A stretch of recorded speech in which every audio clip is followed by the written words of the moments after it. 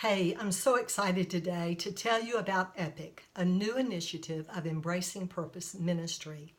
EPIC stands for Embracing Purpose in Community.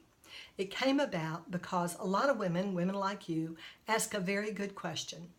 After class, they would ask this question: what's next? What's next? You're looking for a part 2 to Embracing Purpose. You know, we spent 11 weeks in small group forming deep relationships with women that become precious to us. And it doesn't feel right to then just give a hug and say goodbye and go our own way. It doesn't feel right at all. Here's what I've come to understand very clearly. To take action toward our God-given purpose, we need each other. Without that supportive community, we lack the courage to take action. With each other, we have the courage to do what God has called us to do. We don't need to say goodbye. We must continue this purpose journey together. There are 2 verses that come to mind that I want you to notice. One is Daniel 11:32. It says, "The people who know their God will display strength and take action." Notice they're talking about the people in the plural. It doesn't say the person who knows her God. It says the people who know their God will display strength and take action. EPIC, Embracing Purpose in Community. The other verse is one we talk about all the time in Embracing Purpose, Ephesians 2:10. It says, "For we are God's workmanship, created in Christ Jesus for good works." It doesn't say for you are God's workmanship. No, it says we, plural. Here God's making a very clear point. It's about the body. It's about a community of believers being the workmanship of God, doing the work He's called us to do. You know, EPIC is about community.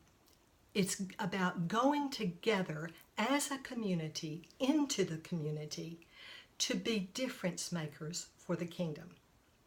I picture, EPIC Atlanta, EPIC Little Rock, Memphis, Pittsburgh, Dallas, Houston, all these groups getting together and going 2 by 2 or 3 or a larger group, or maybe doing a group project together, serving a cause that makes our hearts sing, using our gifts, getting that joy of blessing others with our gifts. And then we gather together to celebrate the steps we've taken and the lives we've touched.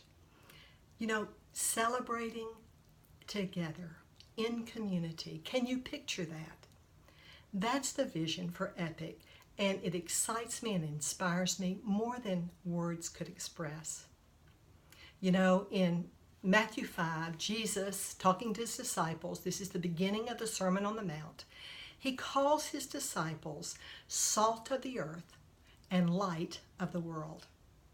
Salt of the earth, that's an expression that all these 2,000 years people have been using to describe a people who are fundamentally good, loyal, reliable, honest people.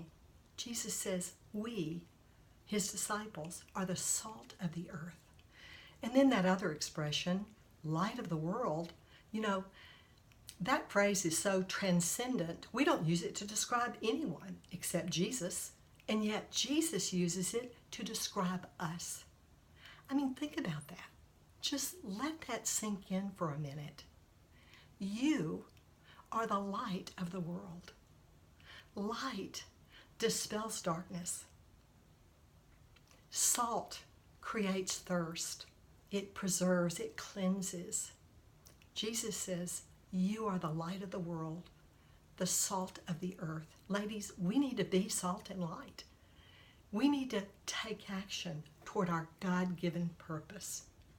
Jesus went on to say, "Let your light shine before men in such a way that they see your good works and glorify the Father in heaven." That's EPIC. What's next after Embracing Purpose? EPIC. Come join what God is doing in your corner of the world. And if you feel God is calling you to head this effort up in your area, contact me at Linda Slayton at Linda Slayton at embracingpurpose.org.